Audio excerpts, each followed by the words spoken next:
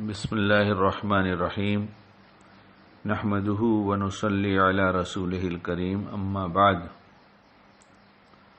ایک صاحب نے یہ سوال کیا کہ یہ کیسے ہو سکتا ہے یا اسے کیسے سوچا جائے۔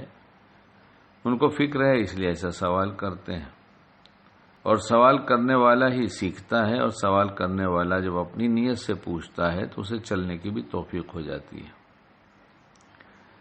کہ گنہگار کے گناہ کو دیکھ کر اس گناہ سے تو نفرت ہو اور گنہگار سے نفرت نہ ہو۔ تو یہ بہت آسان سی بات ہے، کوئی بہت مشکل چیز نہیں ہے۔ صرف اتنی سی بات ہے کہ جو کام ہماری ذمہ داری ہمیں کرنا ہے اس کو ایسے وساوس شیطان ڈال کر مشکل بنا دیتا ہے کہ ہم سمجھنے لگتے ہیں یہ تو بہت مشکل کام ہے، اور یہ کام تو اللہ والوں کا ہے۔ معاصی سے نفرت، عاصی سے نفرت نہیں، یہ کام اللہ والوں کا ہے۔ نہیں، ہم سب اللہ والے ہیں، کون اللہ والا نہیں ہے؟ جس نے کلمہ پڑھ لیا لا الہ الا اللہ محمد الرسول اللہ، سب اللہ کی کمپنی کے آدمی ہو گئے۔ اب کوئی کس درجے کا ہے، کوئی کس درجے کا ہے، کوئی بڑا اونچے درجے کا ہے، کوئی چھوٹے درجے کا، یہ تو ہے درجات ہیں، لیکن سب ہو گئے اس کمپنی کے آدمی۔ اور اللہ نے جب انسان کو بنایا اور کہہ دیا میں نے اچھا بنایا ہے، اور کچھ اس کے اندر کمیاں بھی رکھ دیا ہے، تو کسی کی کمی اگر دیکھا، کسی کو کوئی گناہ کرتے دیکھا تو اس میں تعجب کی کیا بات ہے؟ کوئی تعجب کی بات نہیں۔ اب رہ گئی یہ بات کہ اس کی کمی کو، اس کے گناہ کو کم سمجھنا، اسے کم نہ سمجھنا، یہ کیسے ممکن ہے؟ بہت آسان ہے۔ یہ تو ہر گھر میں ہوتا ہے، ہر گھر میں بہت آسان ہے۔ پہلے ہم اپنے ذہن کو بنا لیں، دین پہ چلنا بہت آسان ہے، اس کے احکام پر چلنا بہت آسان ہے، ان کی باتوں پر عمل کرنا بہت آسان ہے۔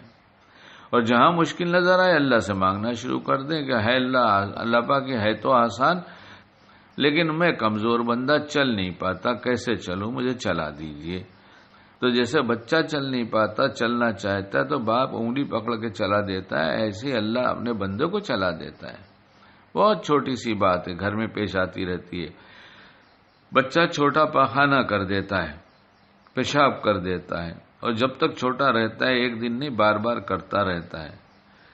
کس دن ماں اس سے نفرت کرتی ہے، کس دن اسے حقیر سمجھتی ہے، کس دن اسے برا سمجھتی ہے، بلکہ اس کی گندگی کو دور کرتی ہے اور پیار سے دور کر دیتی ہے۔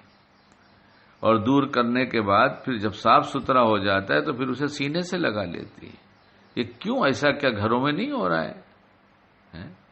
بس وہ ہمارا بچہ ہے، اس لیے اس کی گندگی دھو کر اسے صاف کر دیں گے، اسے گندا نہیں سمجھیں گے۔